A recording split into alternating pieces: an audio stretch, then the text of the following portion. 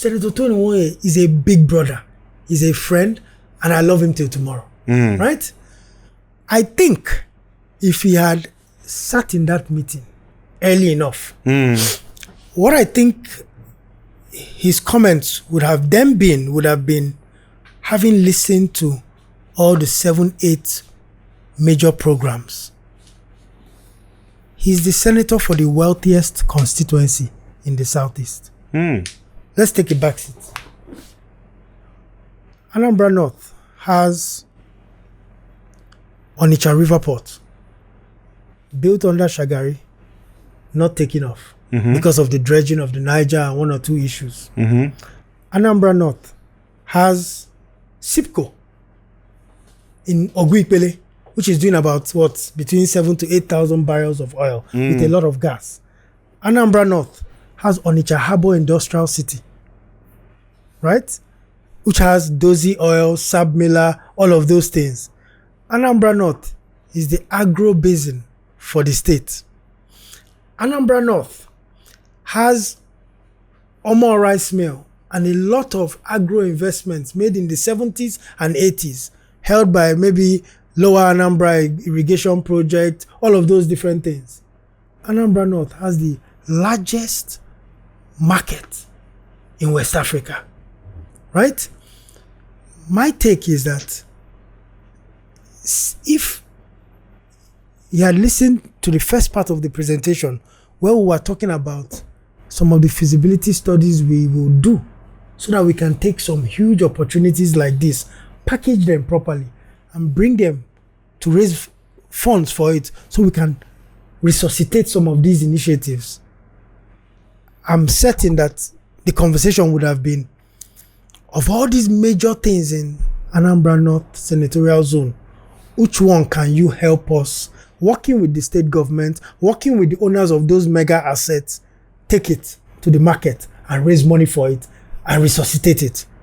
Each one of the things I just discussed, whether it's the pipeline from Oguipele to Harbour Industrial Estate, whether it's trying to see how we can do something around Onitsha River Port, whether it's getting the Lower Anambra Irrigation Project in Omo up and running, any one of these things I've said, if you resuscitate it, it's 20,000 jobs minimum. It might take us a year and a half of struggling, packaging it and cleaning it up, and then raising money for it. But once it takes off, in that year and a half, even if you want to build classroom blocks, you've done maybe 100. If you want to do 20 boreholes, you've done 20, 30, 40. Come after. My brother, we've been doing the same thing.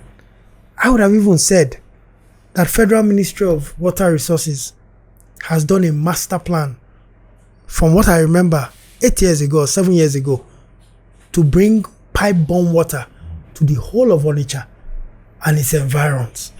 That's a project that we should take very quickly, working with the key stakeholders, and take it to Ministry of Finance and appeal for it to be taken to World Bank so they unlock $100 million so that people get pipe-borne water in Onitsha.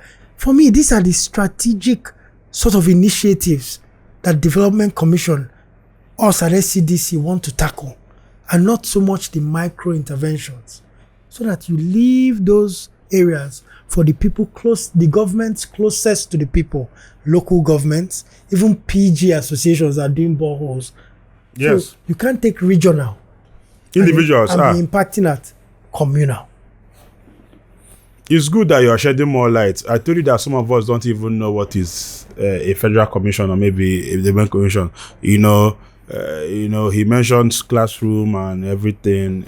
And then we have local government chairmen, we have senators representing those constituencies. It's good that you shed light. My brother, imagine you are a local government chairman now in Njikoka local government. Imagine Victor Ome sending a letter to you saying in Agulu Zibo, in Henry, in Obeledu, he needs you.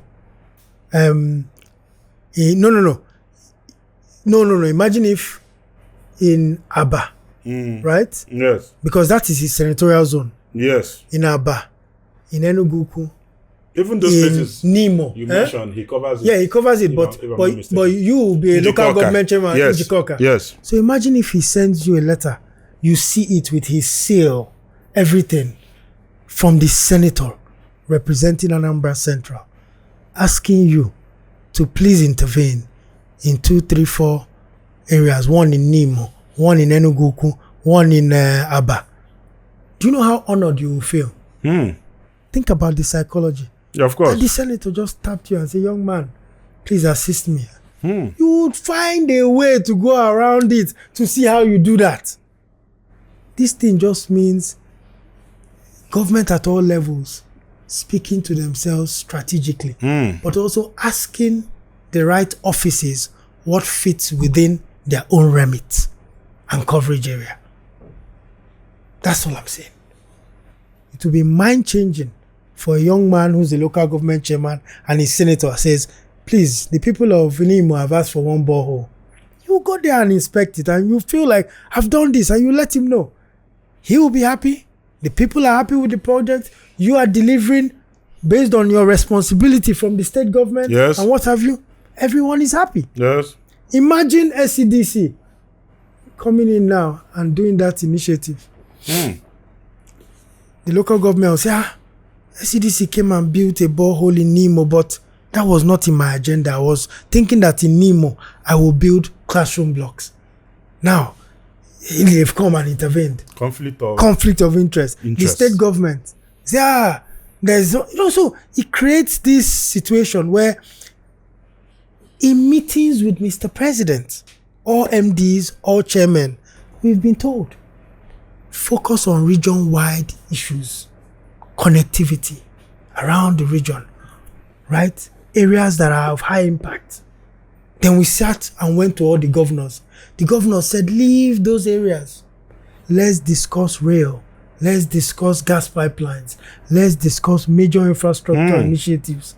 How can I spend time taking their executive time, listening to their feedback, and then go and start intervening? So I just think it was maybe a case of, if he had been in the meeting earlier and heard some of these things, then there would have been stronger alignment. View. But he's always a brother and always available to, if we see next, I'm sure me and him will share one beer or one bottle of whiskey. It's not an issue. Very important. You just need our people to calm down. SCDC, the Southeast, is on the right track. We hope so. You mentioned orientation in one of your clips. Some people did not understand what you mean. Working on the minds. Though in our meeting the other day, you actually emphasized and then we understood, but some people did not hear you. Okay, he mean it by we need orientation. We need to work on our people, on the minds of people. Why do we need that? Why do such commission need that? On any they go to church now, they should preach to them at the church. They should go to therapy session. Why do SCDC wants to be the ones to actually champion the cause of orientation, working on our minds? Go ahead, please. There have been 5 development commissions created by Mr. President. Southeast Development Commission, South Development Commission, Southwest Development Commission, Northwest Development Commission, and North Central. I want to make healthy living a culture in our society. The time to make exercise, sweat, that sweat is very important. Ibana garden, bela kukwani, very natural food. Or if your body need it, just nyobana de tuchubusike. Of these 5, every other one is standard. You are set up to do a long-term master plan, long-term infrastructure projects, this and that. The only one that had a unique brief is SCDC, which said to deal with the post-war reconstruction of the Southeast. I leave that there, and you move to the event we had in Enugu, where Governor Soludo spoke. Read his speech again. He said the Southeast is not battling one war. That's the mindset of the people. That the Southeast is recovering from 2 wars. Right? One, he said, the 1970 Nigerian Civil War. And number one, the second one, he said the war the Southeast fought against itself. Right? The self-infliction. Yes. I happened to be here during that time. In 2020, I mean, when some of these things started. And, you know, sometimes we tend to forget what our immediate past seemed like. In 2020, if you are in a nightclub in Oka here, on Club Road, you can leave that nightclub at 11:30 and say you're driving to Owerri. And you get into Owerri. It happened too many times. There's a time we were here in Oka at 10:15. He said, come to Escape or wherever it is in Enugu. The place is hot. We started driving. We got there at 1 a.m. We partied there. Finished 2, 3 a.m. We came back to Oka. That is what it felt like here. And then, you know, the situation with the agitation, the insecurity, and all of that happened. And we lost it. The economy tanked, but most importantly, the impact on the minds of our young people was completely, or a majority of our young people was destroyed. I keep saying it, the mind, my own greatest asset, my greatest asset is my mind. Anybody you look at, say, what do you think keeps them going? It's the mental strength. It's the way you process things. It's how you see the future. It's how you see the world. We have, and I say this very delicately, but we need to reimagine a world where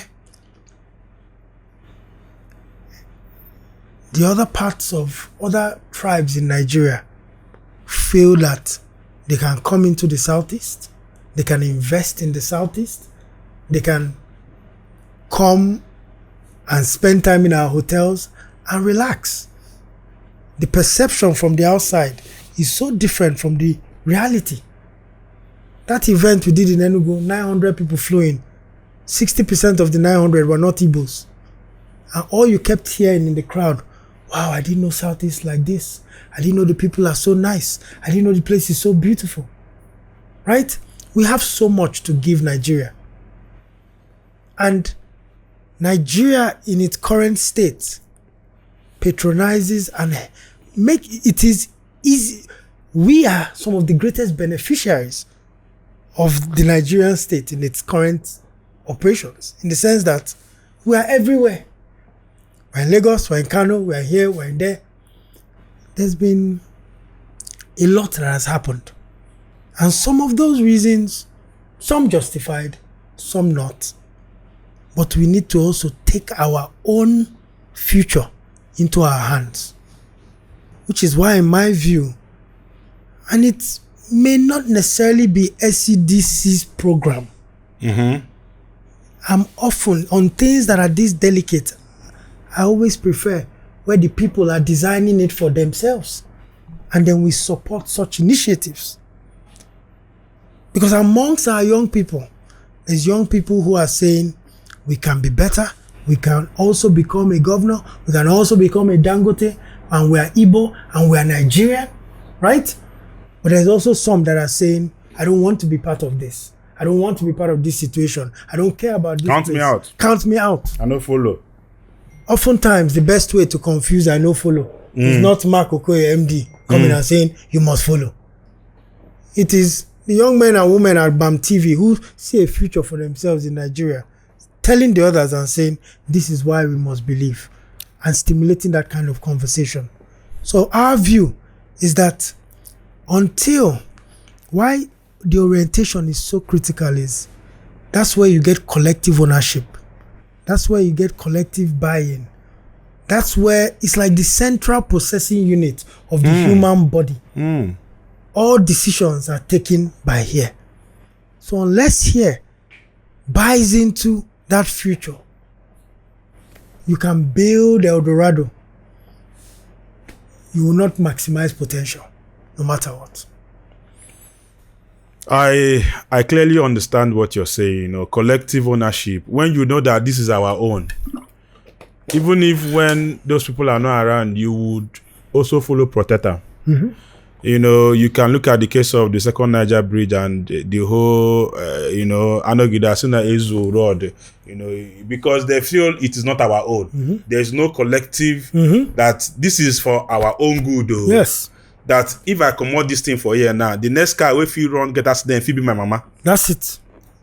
So I am actually understand what you're saying. Echola na ama nwa gị isi. Anana enwero police case. Anana enwero court case. Yaba na Pine Leaf Estate. Source of fanwa bụ ife ga-enye nwugi ya. Anaghị abịa igolu edeka mmiri oyi. Ịma nwe issue. Ndị obodo ama nchụgharị gị. Ndị youth ama nchụgharị gị. Pine Leaf Estate.